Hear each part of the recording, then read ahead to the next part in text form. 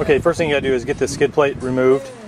And this is the lower skid plate that hangs right underneath the transfer case, and it bolts to the frame over here with 2 bolts, and it also bolts to the cross member up there with 2 bolts. And then you've got the transmission drain hole right here, and we've got the transfer case drain plug right here.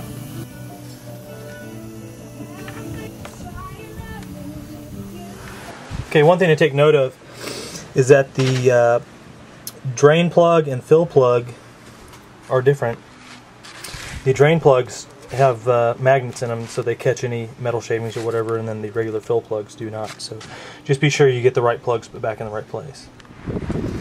Okay, so you want to get your oil hooked up with your pump, and you want to pump it here into the fill hole on the transfer case, and then also on the transmission until it starts to dribble out like it's doing here.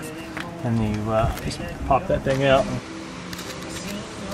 just get your drain plug put back in your transfer case, and then do the same thing on the transmission.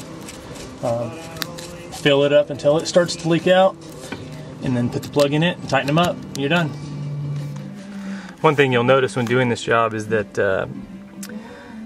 on the passenger side, the grease fittings are accessed from the rear, and on the driver's side they're accessed from the front, because they're the same ball joints. They're just used on the right and left side. So basically, if you just park your car so that you've got the wheels turned hard crank to the left, you can access all 4 ball joints.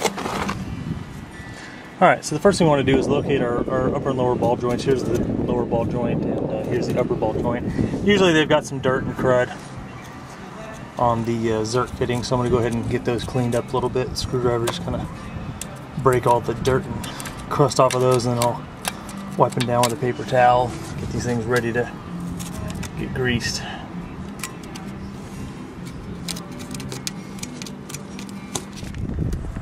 Okay, so I'm just going to go ahead and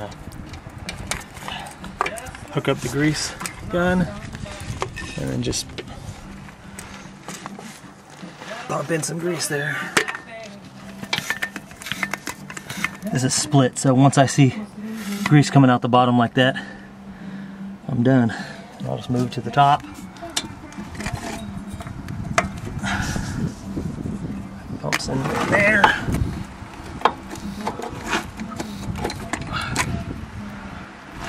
That's it.